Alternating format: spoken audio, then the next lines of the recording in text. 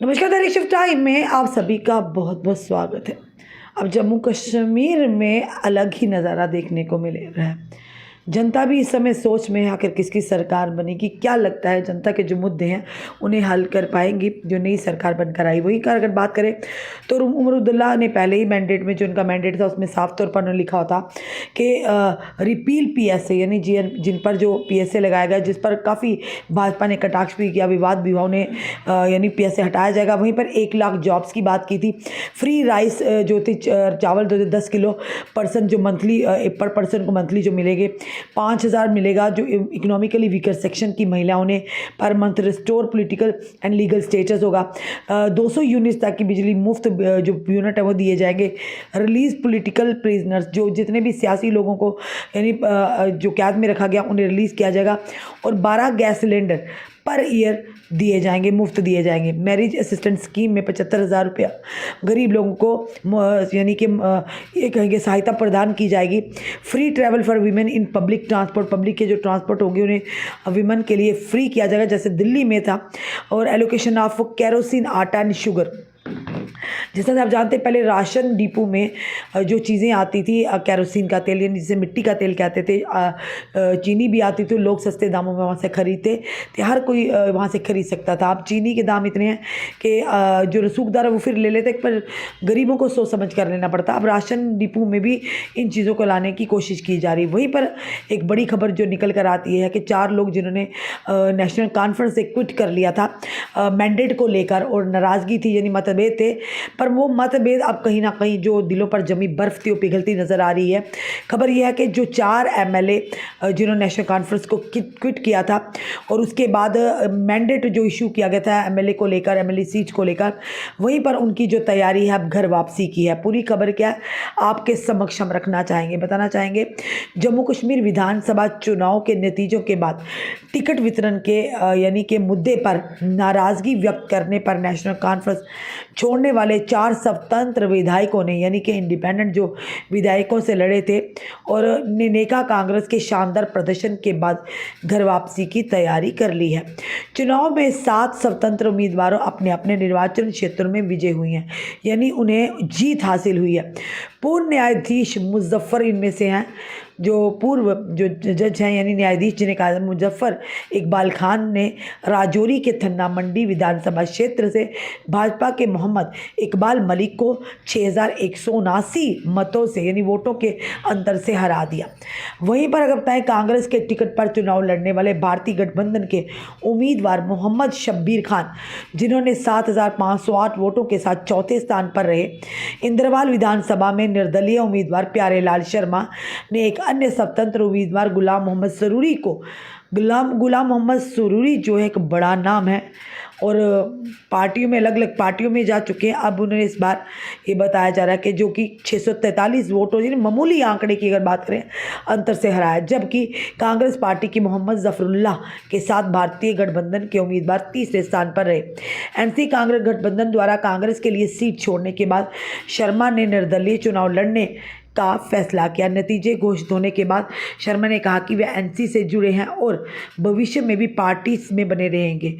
वह बुधवार को एनसी के शीर्ष नेतृत्व से मिलने के लिए किश्तवाड़ से श्रीनगर के लिए रवाना हुए। चौधरी मोहम्मद अकरम ने सुरनकोट से गठबंधन उम्मीदवार मोहम्मद शाहनवाज चौधरी को 8,851 वोटों के अंतर से हरा दिया। अकरम को 34,201 वोट मिले, जिससे कि साफ तौर पर दिखता है कि जनता ने उन पर यानी अपना विश्वास जताया। सुरनकोट के वरिष्ठ राजनीतिक नेता मोहम्मद असलम कोहली, जो कि अकरम के लिए प्रचार करते, ने पुष्टि की कि एनसी नेतृत्व उनके संपर्क में है और अकरम ने पार्टी में फिर से शामिल होने का फैसला किया है।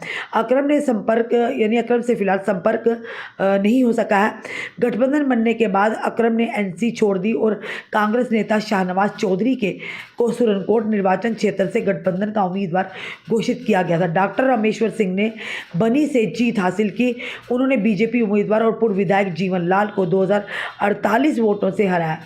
सिंह को 18,000 यानी कि 672 वोट मिले, जबकि लाल को 16,624 वोट मिले। एनसी के एक वरिष्ठ नेता ने कहा कि 4 निर्दलीय विधायकों को चुनाव से पहले नेशनल कॉन्फ्रेंस का हिस्सा थे, वह पार्टी नेतृत्व से के संपर्क में हैं और जल्द ही फिर से घर वापसी होगी, यानी कि शामिल होंगे। विधायकों के अपने पाले यानी कि पाले में वापस आने के बाद एनसी अपने दम पर सरकार बनाने का दावा कर सकती है। एनसी 90 सदस्यीय विधानसभा में से 42 सीटें जीतकर जम्मू कश्मीर में सबसे बड़ी पार्टी यानी सबसे बहुमत की पार्टी बनकर उभरी है, जबकि भाजपा ने 29 सीटें जीतकर अपना गढ़ जम्मू बरकरार रखा और कांग्रेस ने 6 सीटें हासिल की हैं। अब देखना है कि जल्द ही अब जोड़ तोड़ करके सरकार तो बनेगी, जिसके चलते पहले ही ये तय कर दिया और डॉक्टर फारूक अब्दुल्ला ने पहले ही बयान दे दिया कि आने वाले जम्मू कश्मीर के सीएम जो होंगे वो फिर से एक बार मौका मिलेगा उमर अब्दुल्ला को। अब देखते हैं डिप्टी सीएम की दौड़ में को क्या है। सूत्रों के हवाले से ये भी खबर आ रही है कि डिप्टी सीएम के लिए सुरिंदर चौधरी का जो कांग्रेस पार्टी के नेता उनका नाम आ रहा, पर देखना ये कि पार्टी जो हाईकमान है क्या तय करती है, किस तरह से गठबंधन होता है, किस तरह से जो मंत्रालय जो प्रदान किए जाएंगे। और सबसे बड़ी बात उमर अब्दुल्ला ने साफ तौर पर कहा है कि पहले ही हम ऐसा जो यानी कि प्रावधान करने वाले हैं, ऐसा कोई पत्र करने वाले हैं, सौंपने वाले हैं, जिसमें सबसे पहले कैबिनेट में उन्होंने साफ तौर पर कहा कि जम्मू कश्मीर का राज्य का दर्जा बहाल करने की मांग वाली जो है प्रस्तावित जो पारित करेंगे और जिसे आगे जो देश के प्रधानमंत्री तक पहुंचाना होगा। फिलहाल ये फेरबदल चलते रहेंगे। अब सब हो चुका है, यानी कि अब तय हो चुका है कि कौन होगा सीएम, पर उसके बाद अगर देखें कि हो सकता है जोड़ तोड़ कर यानी अगर देखा जाए तो ओवरऑल कश्मीर की पार्टियों को कश्मीरी लोगों ने समर्थन किया, कश्मीर की जनता ने समर्थन किया। और जम्मू की पार्टी अगर बात करें भाजपा की जो बताना चाहेंगे तो उन्होंने कहीं ना कहीं जम्मू के लोगों ने भाजपा को यानी सपोर्ट किया। तो ये चीज़ें सामने देखें, जहाँ पर बड़े बड़े पहले ही वादे किए जा रहे थे, दावे किए जा रहे थे, एक दूसरे पर कटाक्ष और आरोप प्रत्यारोप का सिलसिला था। पर जिस तरह से भाजपा ने उम्मीद लगाई थी कि ज़रूर इस बार कमल खिलेगा घाटी में, पर वहीं पर निराशा हाथ लगी। और उसके बाद ही अगर बात करें नेशनल कॉन्फ्रेंस और कांग्रेस की बात करें तो उन्होंने भी सोचा था कि कुछ ना कुछ सीटें जो हैं उनके खैमे में आएंगी जम्मू से, पर इस बार लगता है जम्मू की जनता ने खुशी से अपनी मर्जी से वोट दिया है। भारतीय जनता पार्टी को एक बार फिर से चुना है। अगर बात करें लोकसभा के चुनाव में भी यानी कि काफ़ी लोगों ने जो कि अपना विश्वास जताया था, देश के प्रधानमंत्री ने तीसरी बार शपथ ली थी, और इसी तरह से जम्मू की जनता ने एक बार फिर से भाजपा पर विश्वास जताया। अब देखना यह है कि क्या भाजपा अब विपक्ष के रोल में रहकर, विपक्ष में रहकर किस तरह से जम्मू की अगर आने वाले समय में सरकार अगर नेशनल कॉन्फ्रेंस की या कांग्रेस की बनती है गठबंधन की, तो क्या लगता है विपक्ष में अगर बैठते हुए जो भाजपा है किस तरह से जम्मू की जनता के मुद्दों को उजागर करेगी, उन्हें हल करवाने की कोशिश करेगी, क्योंकि केंद्र में सरकार तो भाजपा की है। चलिए फिलहाल आने वाला समय बताएगा आपका क्या कहना है। ज़रूर कमेंट बॉक्स में कमेंट कीजिएगा, वीडियो को शेयर भी कीजिएगा। जुड़े रहिए हमारे साथ अगले अपडेट के लिए। जय हिंद, जय भारत।